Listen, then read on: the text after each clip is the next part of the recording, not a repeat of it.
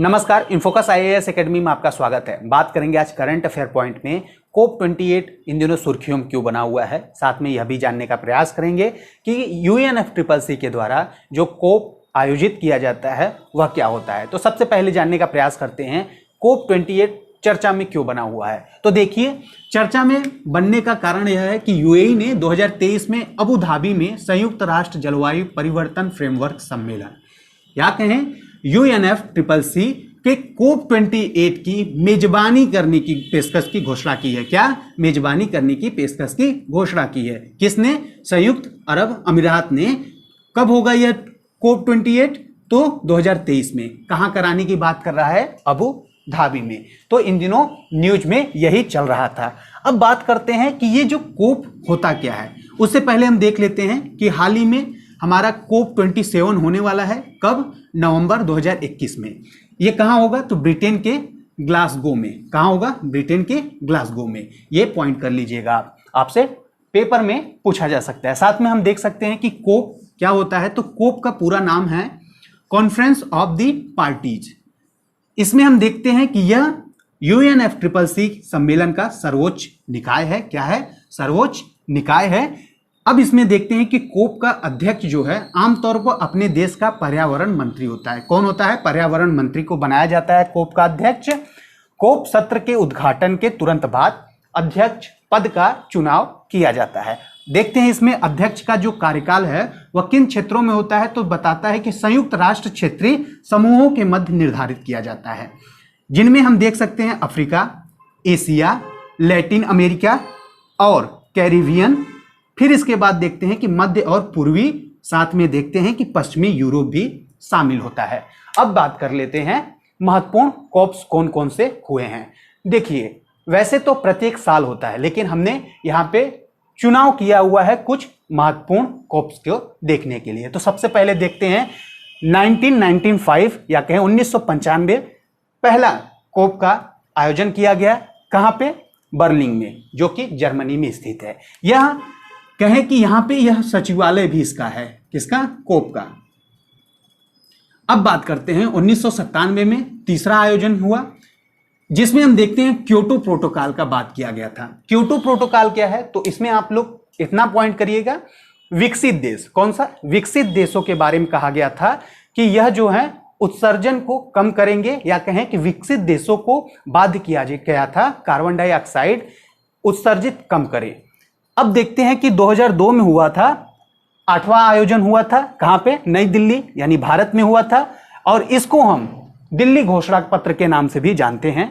इसमें बात किया गया था कि गरीब देशों की विकास आवश्यकताओं और जलवायु परिवर्तन को कम करने हेतु प्रौद्योगिकी हस्तांतरण की आवश्यकताओं पर ध्यान केंद्रित करना था। किसकी? प्रौद्योगिकी हस्तांतरण की आवश्यकताओं पर ध्यान केंद्रित करना था। कब? कोप 8 में। इसमें अब देखते हैं इसके बाद कि 2007 में 13वां संस्करण था इसका, जो कि इंडोनेशिया बाली में हुआ था। फिर 2010 में हुआ 16वां संस्करण, जो कि हम देखते हैं कैनकन में हुआ था। इसमें बात किया गया था विकसित देशों के सहायता के लिए एक व्यापक पैकेज का निर्धारण किया जाए।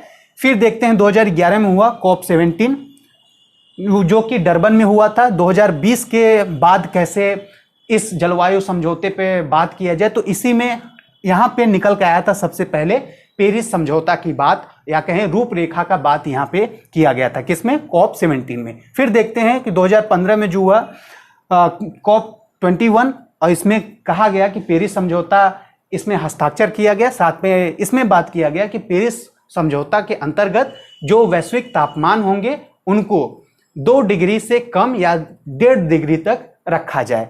अब इसमें देखते हैं कि 2016 में हुआ, जो कि 22वां संस्करण था इसका, मार्केस में हुआ था। इसमें पेरिस समझौता से संबंधित नियम बनाने की बात की गई थी। फिर देखते हैं 2017 में 23वां संस्करण था इसका, जो कि जर्मनी बान में हुआ था। और 2018 में 24वां था।